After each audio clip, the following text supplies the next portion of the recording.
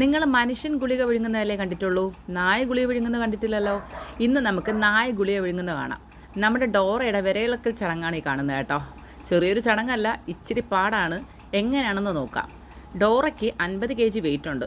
അപ്പോൾ നമ്മൾ എന്ത് ചെയ്യുന്നറിയോ, ഓറക്സിൻ്റെ 10 kgയുടെ 2 ഗുളികയും പിന്നെ ഓറക്സിൻ്റെ എക്സൽ ഉണ്ട്, അത് 10 മുതൽ 35 കിലോ വരെ ഉള്ള ഗുളികയാണ്. അത് ഒരെണ്ണവും കൊടുക്കും. ഓക്കെ, അപ്പോൾ പ്ലെയിന് 2ഉം എക്സൽ ഒരെണ്ണമായിട്ട് ഒരു 50 kg അടുപ്പിച്ച് കിട്ടും. 50 kg ഉണ്ട് ഡോറ. ആ ഗുളിക അങ്ങ് കൊടുക്കും. ഇത് കൊടുക്കുന്നതാണ് ഈ കാണുന്ന ചടങ്ങ്. അവർക്ക് സാധാരണ നമ്മളിപ്പോൾ എല്ലാവരും എന്താ ചെയ്യുക, വല്ല പാലിലൊക്കെ കലക്കി, കുഞ്ഞു കുട്ടികൾക്കൊക്കെ പാലിലൊക്കെ കലക്കി കൊടുക്കേ, വല്ല തേനിലോ തൈരിലോ ഒക്കെ ചാലിച്ച് കൊടുക്കുകയൊക്കെ ചെയ്യാം. അതെന്തിനാ, കുഞ്ഞു കുട്ടികൾക്ക്.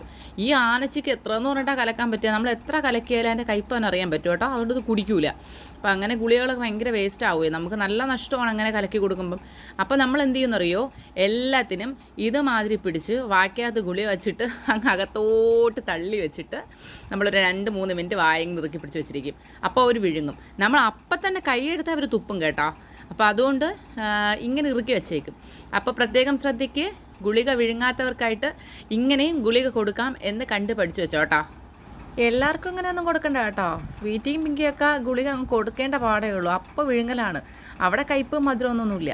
ഇങ്ങനത്തെ 1-2 അഗ്രസീവ് ടീമുകൾക്ക് മാത്രമേ ഇങ്ങനെ കൊങ്ങേഞ്ഞൊക്കെ കൊടുക്കേണ്ട പാടുള്ളൂ കേട്ടോ.